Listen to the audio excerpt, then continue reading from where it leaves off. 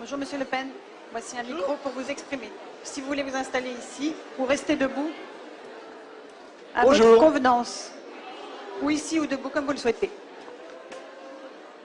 Alors, nous allons tout de suite commencer, Monsieur Le Pen. Il y a dans la salle des femmes qui ont des questions à vous poser, des étudiants de Sciences Po et des personnalités qualifiées qui viennent du monde associatif ou du monde de l'entreprise. Donc Valérie, voilà. On va commencer. Et des femmes internautes qui ont répondu à l'enquête que nous avons lancée durant tout ce mois de mars sur notre site elle.fr. Nous avons interrogé les femmes sur leurs préoccupations, sur les sujets qui les intéressaient. Elles ont posé des questions. Et alors, dans cette enquête, on s'aperçoit notamment, je rentre dans le vif du sujet avec vous, que 64% des femmes pensent qu'il faut distribuer gratuitement des préservatifs dans les lycées et que 57% d'entre elles pensent qu'il faut étendre le délai d'IVG de 12 à 16 semaines de grossesse, comme c'est le cas dans d'autres pays d'Europe. S'il vous plaît. Alors, Monsieur Le Pen, quelle sera votre politique à ce sujet? Ce sont des lectrices d'elle, tout le monde? Ce sont des internautes. Tout à fait, je crois. Ce sont des internautes, mais ce sont des femmes. Il y en a eu 200 000 quand même qui se sont connectés, donc c'est pas insignifiant. Voilà. Et dans la salle, il y a des étudiants de Sciences Po également. Comment? Et dans la salle, il y a des étudiants de Sciences Po qui sont ici, des Sciences qui nous accueillent. Des étudiants, en tout cas. Vous pouvez répondre à la question, s'il vous plaît, Monsieur Le Pen. Écoutez, c'est plus difficile de venir à Sciences Po que d'aller dans les cités. Hein. Il faut dire que dans les cités, ils sont plus polis, ils sont mieux élevés. S'il vous plaît.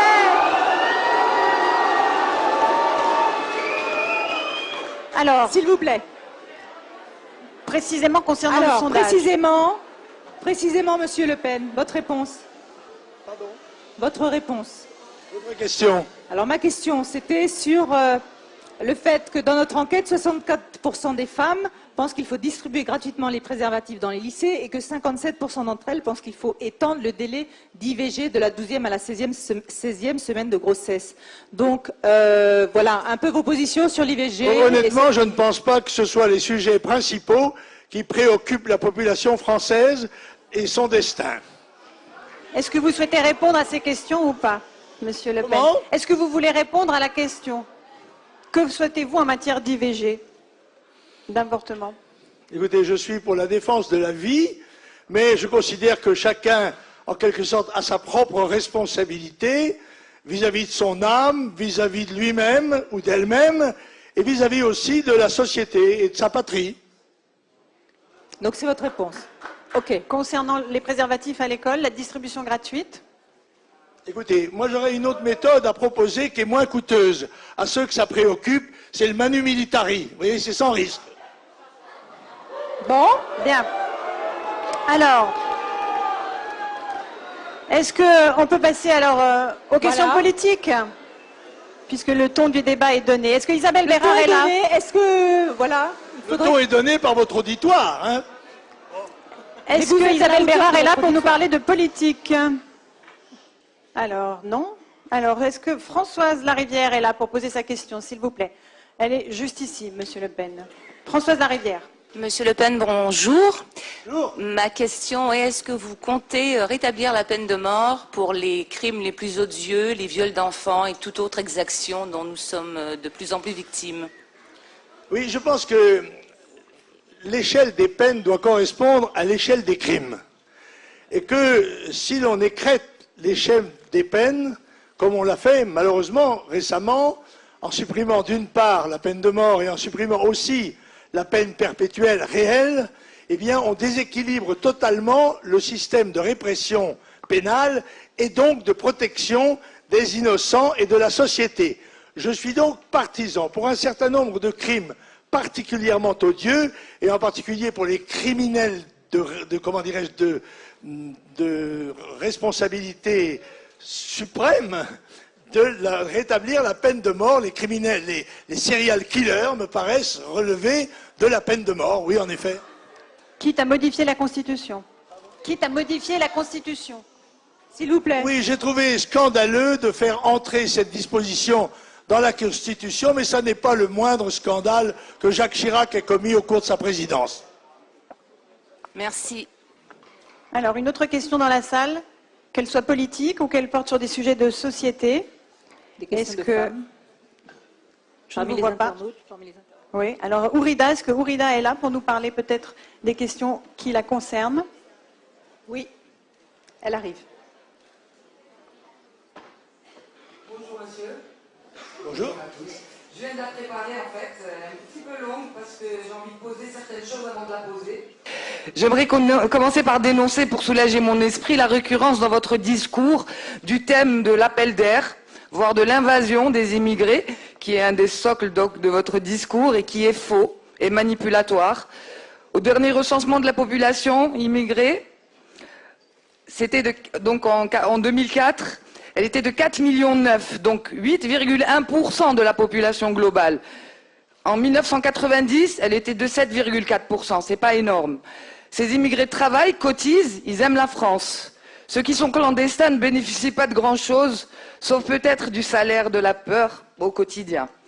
Une fois cela posé, je souhaiterais vous demander quel est votre avis sur l'apport positif de l'immigration, notamment pour la reconstruction de la France après les grandes guerres. On est venu embarquer des Algériens, moi je suis à moitié algérienne, par village entier pour venir travailler dans les mines, reconstruire les villes. Les appartements où on vit ont été construits par eux, les routes aussi. Donc quel est l'apport positif pour vous de l'immigration et donc pour la relance de l'économie à ces moments-là? Et ne pensez-vous pas qu'il est grand temps de redonner de la dignité aux millions d'entre eux qui ont contribué, en étant très souvent bafoués, à la grandeur de la France?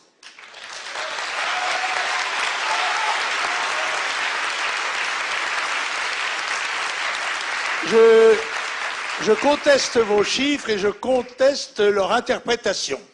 Je prends un exemple précis. Quand vous dites qu'après la guerre, dans un pays de 40 millions d'habitants, on a attendu l'arrivée des immigrés, raflés, dites-vous, dans les villages, par des gouvernements socialo-communistes, probablement, je me souviens, je crois me souvenir. Oui. Eh bien, oui, mais c'est comme ça, c'est la vérité. C'est la vérité historique. Ils sont venus 400 000 sur 40 millions. Ne nous racontez donc pas la légende des étrangers qui ont, d'ailleurs c'était des Français en l'occurrence, qui ont reconstruit la France, creusé les mines, établi les voies de chemin de fer, et élevé les bâtiments. C'est faux. Ils ont contribué à leur proportion au travail. Je vais vous dire pourquoi ils ont été amenés. Le monsieur Pompidou l'a avoué un jour. Ils ont été amenés pour faire pression à la baisse, d'une part, sur les salaires manuels des travailleurs français, et d'autre part, pour faire échec aux tentatives insurrectionnelles de la CGT, car la plupart d'entre eux ont été inscrits dans des syndicats jaunes qui devaient faire pièce précisément à l'action révolutionnaire du Parti communiste et de la CGT. Est-ce que ça répond à la question de Hourida? Je ne sais pas. À propos de la dignité des immigrés qui ont aidé à la reconstruction de la France, Monsieur Le Pen. Écoutez, ces gens qui sont venus en France ont été payés, comme sont payés nos travailleurs qui vont dans d'autres pays. On ne leur doit rien d'autre que leur salaire, on ne leur doit pas une reconnaissance particulière. Ils ont été salariés, ils ont eu les avantages sociaux de leur situation, en tous les cas, celles qu'avaient établies les gouvernements de cette époque, qui, je le rappelle, étaient tripartites, c'est-à-dire MRP, socialo-communiste. Et est-ce que vous voyez des aspects positifs à l'immigration, qui était la question, la deuxième partie de la question? Mais dans un certain sens, oui. Quand c'est bien sûr, si c'est Léonard de Vinci, c'est sûr. Bon.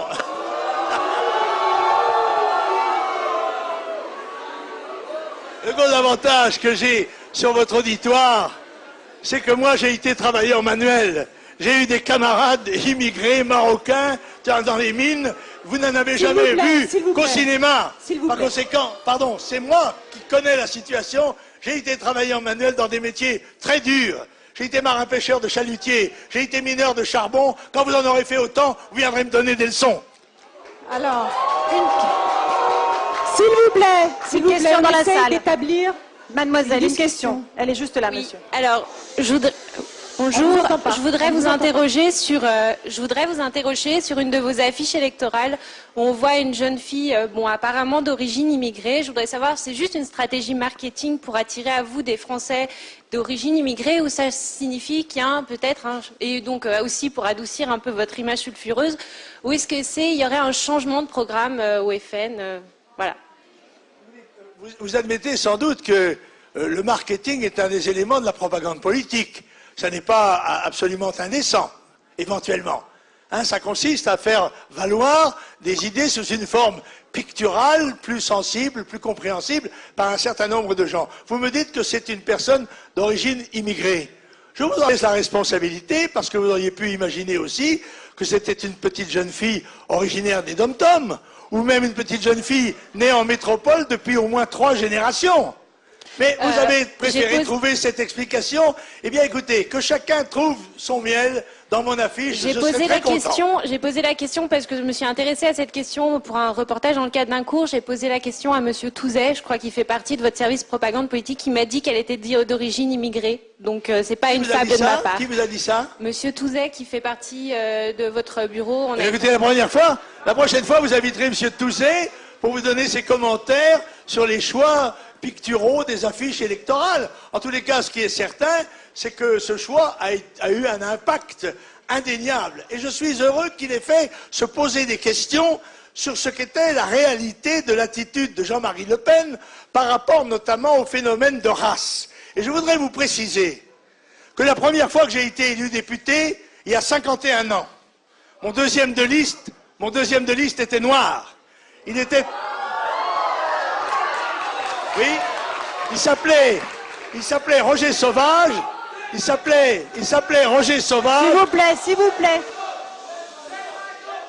S'il vous plaît, laissez les candidats s'exprimer, merci. Il s'appelait Roger Sauvage et il était capitaine de l'escadrille Normandie-Niemen, de surcroît. J'ai été le premier homme politique français à présenter la candidature d'un arabe à la députation à Paris en 1957. Et j'ai été le premier à faire élire une musulmane au Conseil régional d'Île-de-France en 86. Faites mieux. Donc vous avez des bons alibis. Alors, est-ce que Catherine Chouchon est là pour prendre la parole devant le micro? Si vous désirez Catherine Chouchon et après Graziella Robert. Catherine Chouchon. Monsieur Le Pen, je vais vous poser une question que j'ai déjà posée tout à l'heure, sachant qu'il y a 5 millions de musulmans en France, des musulmans français, qui, dans leur immense majorité, ne sont pas très riches. Est-ce que vous accepteriez de modifier la loi pour que l'argent public, donc une partie de l'argent de nos impôts, aide à financer pour eux des mosquées?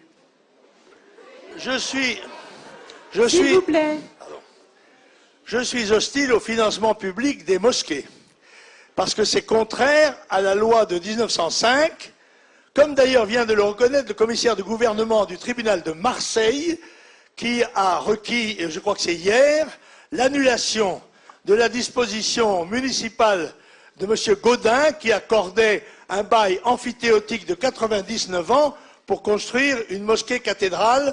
Le tribunal, sans doute, vous savez que le tribunal administratif suit généralement le commissaire du gouvernement dans ses réquisitions. Il est très probable qu'au mois d'avril, dans quelques jours, le tribunal administratif de Marseille annulera l'arrêté de M. le maire de Marseille, et confirmant ainsi une jurisprudence qui a tendance à s'établir maintenant, à savoir que les tribunaux français ne reconnaissent pas la validité des dons qui sont faits à des organisations religieuses par des municipalités ou par des offices publics.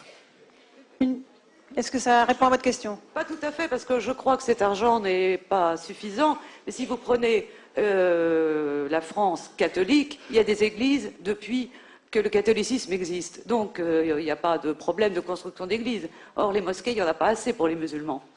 Vous connaissez mal la loi, vous savez que les églises en France... La différence, c'est que les églises en France, on les construit depuis plus de 1000 ans. Eh ben, c'est bien ce que je Alors dis. que les mosquées, à ma connaissance, au moment où vous parliez des 400 000 immigrés, qui n'étaient d'ailleurs pas immigrés, mais qui venaient en France travailler, qui étaient musulmans, il y avait une mosquée, qui était la mosquée de Paris, qui avait d'ailleurs été érigée pour remercier les combattants tombés pour la France en 14-18.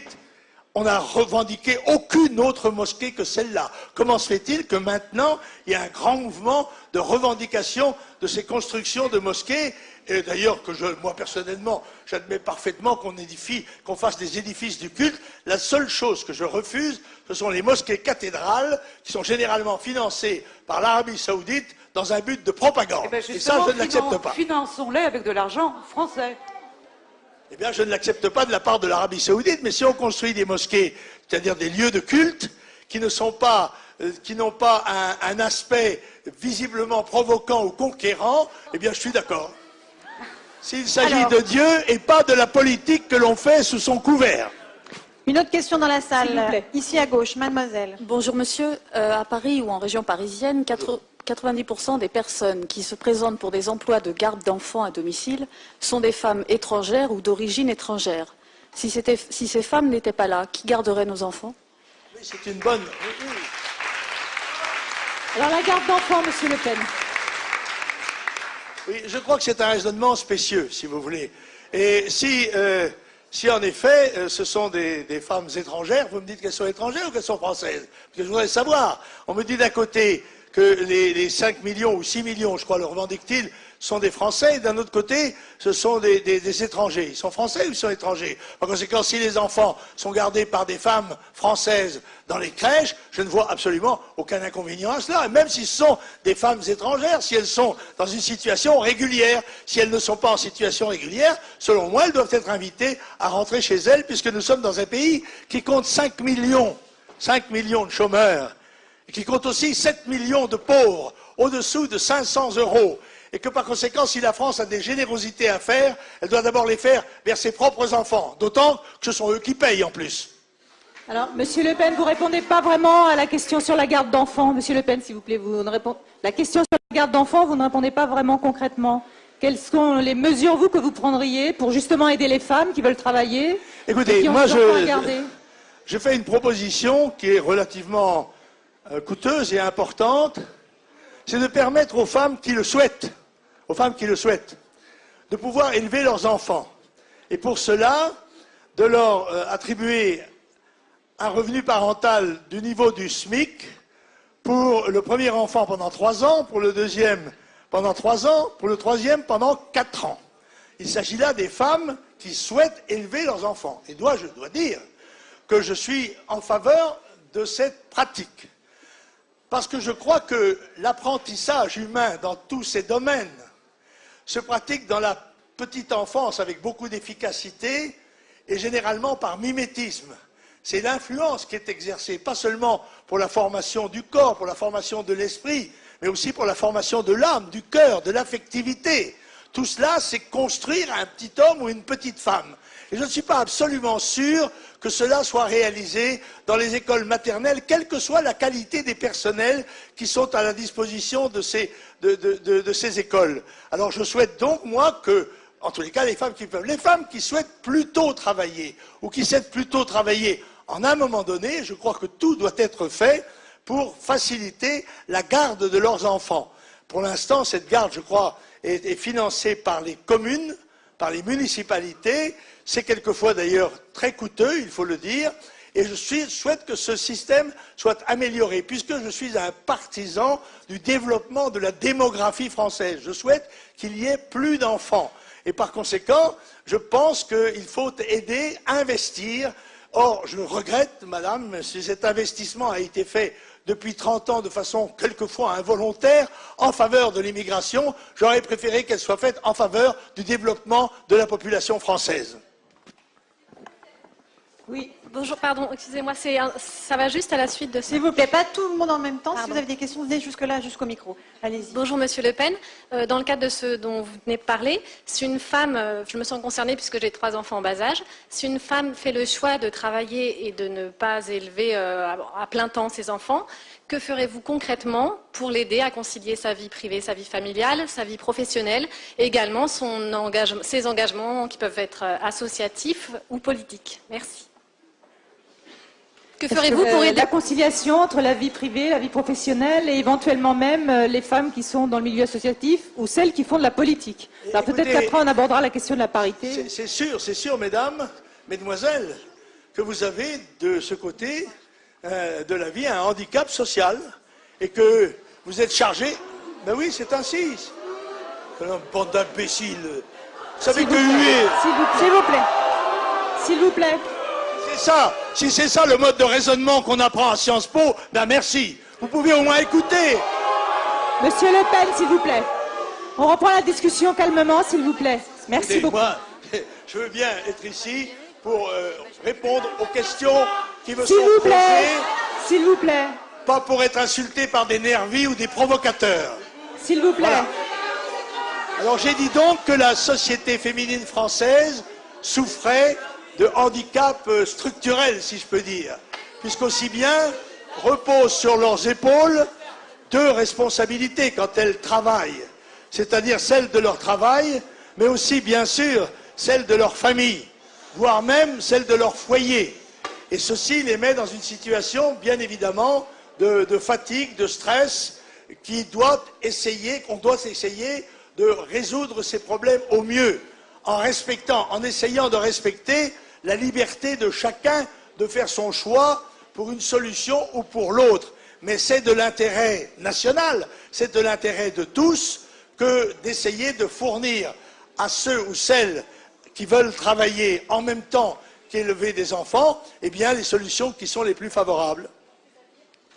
C'est-à-dire, concrètement, est-ce que vous avez des propositions concrètes sur ce sujet? Vous y avez réfléchi? Madame, je suis candidat à la présidence de la République. Le président de la République a dans notre Constitution un certain nombre de fonctions fondamentales, dont personne ne parle d'ailleurs. Il est à ce titre le chef de l'État, c'est-à-dire un personnage qui n'est pas le chef du gouvernement.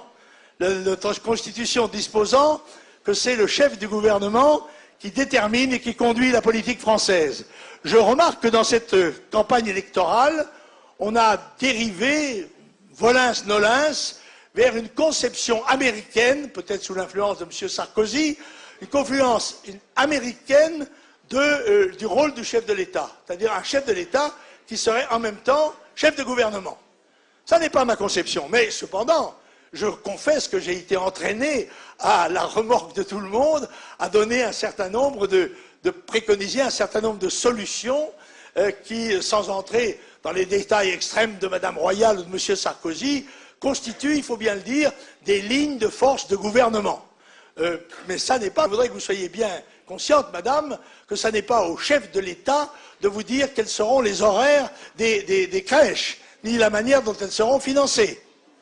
Ben, c'est en tout cas une question qui intéresse les femmes et les grandes orientations, sans rentrer dans les détails, ou en tout cas des mesures essentielles qui pourraient être prises dans ce domaine, ne sont pas inintéressantes pour les femmes. C'est un sujet de société important. Oui, les femmes font partie de cette... C'est ce que je m'efforce de faire, très modestement, je dois le dire. Alors, une question peut-être ou de Graziella Robert ou d'une étudiante à Sciences Po. Maha Tissot aussi, si elle est dans la salle. Alors, Maha Tissot. Bonjour. Bonjour. J'aimerais savoir qu'est-ce que vous proposez pour supprimer la différence de salaire entre hommes et femmes à poste égal. Lutter contre les inégalités salariales. Ayant été chef d'entreprise, je sais quelles sont les difficultés que rencontrent ceux-ci dans le commandement des personnels masculins ou féminins. Alors, moi, je suis partisan, à égalité de talent et de responsabilité, de l'égalité de traitement ou de salaire, à condition aussi tout de même que ceux-ci soient calculés par rapport aux horaires de présence. Je sais bien quelles sont les raisons majeures qui font quelquefois que les femmes ne peuvent pas occuper ce poste de travail. Mais je crois que ça doit faire partie aussi de leur, comment dirais-je, de leur statut social, que ces absences soient compensées dans un autre cadre que dans celui de l'entreprise. Voilà ce que je pense. J'aimerais juste préciser... Ça répond à votre question sur l'inégalité entre les salaires. Pas exactement, parce qu'en fait, moi, je constate que des femmes... Il y a des femmes qui font le même nombre d'heures, voire davantage que des hommes, mais ce n'est pas corrélé dans les salaires. Eh bien, dans ce cas-là, elles devraient être mieux payées.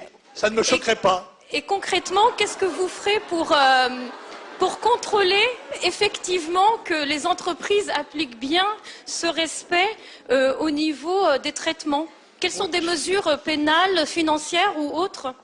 C'est une question qu'il faudrait poser à Mme Parisot, ça, la présidente du MEDEF, qui me paraît être plus qualifiée que moi pour vous répondre sur l'attitude que peuvent avoir les entreprises, et en particulier les grandes entreprises. Moi, je vous donne mon point de vue personnel de candidat, je ne vous donne pas mon point de vue personnel de patron, encore que je dirige une entreprise qui a quand même entre 50 et 100 salariés selon les moments, qui est le parti politique que je dirige, dont je suis le chef du personnel d'ailleurs. Et en tant que président, éventuellement, vous n'avez pas pris de mesures pour ces entreprises? Est-ce qu'il faudrait des sanctions pénales? Est-ce qu'il faudrait des amendes pour ces employeurs qui ne rémunèrent pas au même niveau les femmes et les hommes? Écoutez, je trouve que nous sommes dans une société qui a déjà une très grande tendance à la coercition. Et je note que toutes les propositions qui sont faites le sont toujours sous menace d'amendes, de sanctions, de pénalités, de condamnations diverses. Moi, je suis plutôt partisan de la discussion et de l'incitation. Je crois que si on doit arriver à cette modification sociologique souhaitable, eh bien, il faut essayer de le faire en encourageant les entreprises qui s'y prêteraient, qui s'y soumettraient, en leur fournissant des avantages plutôt qu'en les menaçant de sanctions ou d'amendes diverses.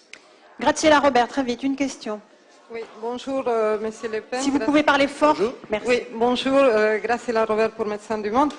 Je souhaiterais que vous ne fâchiez pas, parce que personnellement, il sent que vous le prenez mal. C'est vrai que vous parlez avec une grande émotion, et donc ça provoque aussi la mienne, et j'ai un tout petit peu peur. Donc, simplement, non, mais je parle très franchement. Donc, je voulais savoir, en dehors de vos propositions qui sont très centrées dans tout votre discours sur l'immigration, pour régler en tout cas une grande partie des problèmes, apparemment c'est vos propositions économiques dans ce pays. Quelle autre proposition vous pouvez faire, par exemple, pour les personnes sans-abri, les personnes qui sont en situation de précarité, et pour garantir également aux étrangères gravement malades, je dis garantir parce que normalement c'est quelque chose déjà qui s'est fait, mais garantir aux étrangers qui sont gravement malades la non-expulsion et l'accès aux soins. Parce que les renvoyer dans leur pays dans ces conditions, c'est vraiment un arrêt de mort. Donc voilà, je vous remercie si vous pouvez me répondre à ces questions. Ma fonction, celle à laquelle j'aspire, c'est évidemment de défendre par priorité les Français, puisque je serai chef de l'État français. Et que personnellement, je pense qu'il est légitime qu'il y ait dans notre pays ce que j'appelle la préférence nationale, qui aujourd'hui d'ailleurs est pratiquement un délit. Oui. S'il vous plaît, vous laissez le débat. S'il vous plaît, on connaît vos opinions. S'il vous plaît, laissez s'exprimer Jean-Marie Oui. Le Pen. Alors, je dois dire que je considère que les Français ont un droit légitime, comme d'ailleurs dans tous les autres pays du monde le sont leurs citoyens respectifs, à être mieux traités dans leur pays qu'ils ne le sont ailleurs, ou que ne le sont les étrangers. Je consiste... S'il vous plaît, répondez. Je voudrais dire d'ailleurs que je ne suis pas xénophobe, je suis francophile. C'est-à-dire que je n'ai aucune hostilité à l'égard des étrangers, mais quand je serai au pouvoir, les étrangers devront savoir qu'ils sont souhaités chez nous à une condition, c'est qu'ils assument leur propre subsistance. Car rien d'autre ne leur sera accordé.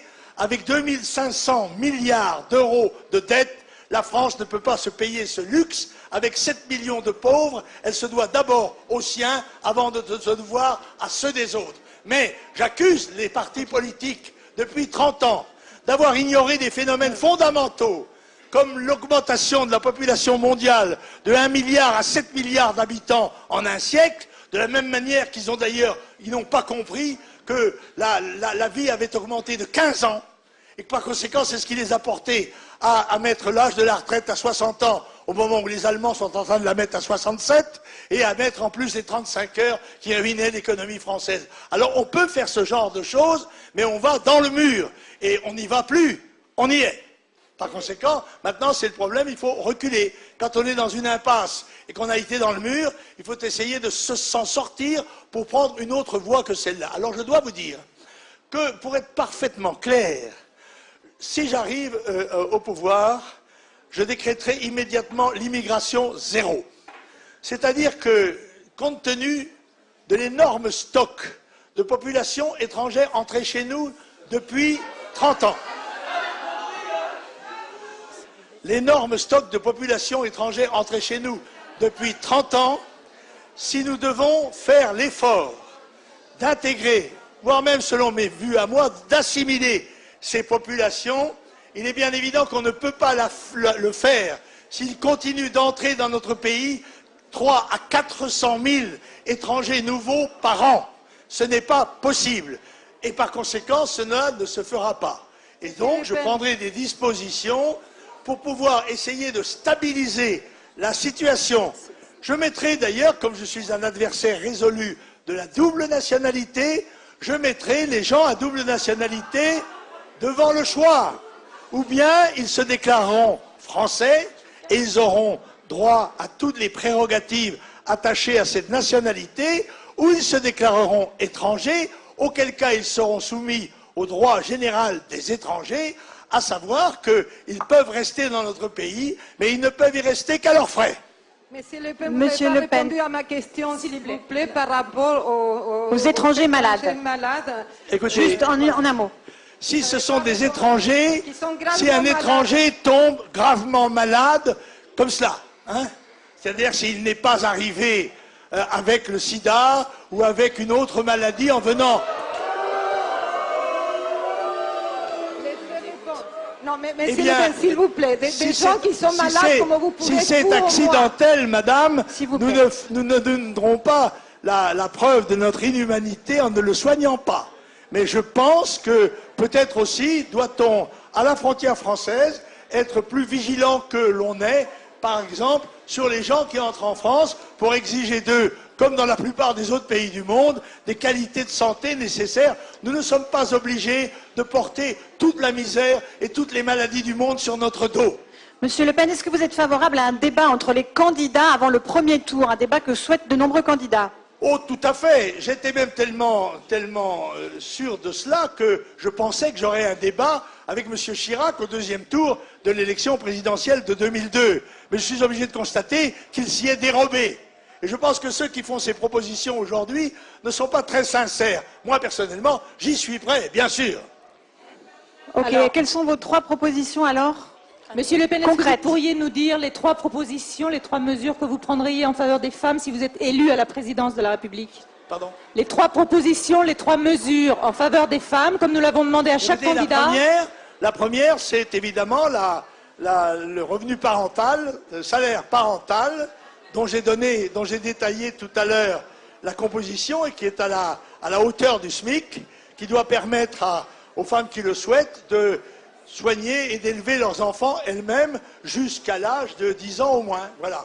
Ça, c'est la première des choses. La deuxième, c'est peut-être une mesure en faveur de l'égalisation des salaires. Encore que, faudrait-il dans ce domaine obtenir le concours et l'accord des organisations syndicales, patronales et ouvrières. La troisième, je ne sais pas. Une troisième proposition concrète. Oui, une troisième. Je sais qu'avec ces antisèches, les pics de la Mirandole du fond savent très bien comment répondre à ces questions. Le salaire parental. Et pas de dernière proposition? Oui, je vous ai dit l'égalisation des salaires. Hommes-femmes, oui. Hommes-femmes, absolument. D'accord. Très bien. Donc ce sont vos mesures, Monsieur Le Pen? Voilà. Vous n'en avez pas de troisième. On conclut avec les mesures pour les femmes? Si vous voulez, voilà. Je n'ai pas amené mon catalogue avec moi, mais si je l'avais amené, je vous pourrais le défiler si vous voulez. Non, mais si vous souhaitez répondre à d'autres questions, il y a d'autres questions dans la salle. Si vous souhaitez répondre, il y en a d'autres. Écoutez, si elle m'interrogeait de temps en temps, ce qui n'est jamais le cas, mais si elle me fait un interview, j'y répondrai très volontiers. Et ces lectrices sauront ce que je pense. Allez, vous pouvez leur dire, c'est le moment ou jamais. Mais oui, bonjour. Alors j'ai une question très simple. C'est la dernière question, après je crois que M. Le Pen doit partir. Alors j'ai remarqué que dans votre équipe de campagne, il n'y a pas beaucoup de femmes. Je voulais savoir si votre gouvernement serait paritaire. Est-ce que votre gouvernement serait paritaire? Votre gouvernement serait-il paritaire? Comment pas? C'est-à-dire Pourquoi? Je pourrais vous répondre oui. C'est ce que vous répondrez probablement. Si vous répondez oui, je vous demande. Vous direz oui en n'en pensant pas le moindre mot, puisque je me rappelle du sort qui a été réservé aux Jupettes par M. Juppé, qui, sans faire la parité dans son gouvernement, avait fait un geste un peu démagogique en y faisant entrer un certain nombre de femmes. Quelles sont les raisons pour lesquelles il les a expulsées par la suite? Je n'en sais rien. En tous les cas, j'ai trouvé que le geste était plutôt disgracieux. Mais s'il y a des femmes, et il existe des femmes de très haute qualité, je ne vois pas pourquoi elles ne feraient pas partie de mon gouvernement, puisque le grand homme du Front National, c'est une femme, c'est Jeanne d'Arc. Bien, nous allons... Merci. Je crois que Monsieur Le Pen, votre équipe vous attend et que vous devez repartir. Voilà. Alors, alors je vous demande, chère madame, si vous avez l'occasion, je suis tout prêt à répondre à un grand interview du journal Elle, tout à fait prêt à répondre à un grand interview du journal Elle qui pourra me poser des questions auxquelles je pourrais répondre autrement que par le brouhaha bourricotique de la forme. J'ai pris note. J'ai pris note, Monsieur Le Pen. Merci, voilà. Tenez, c'est par là, voilà. Merci d'être venu, Monsieur Le Pen.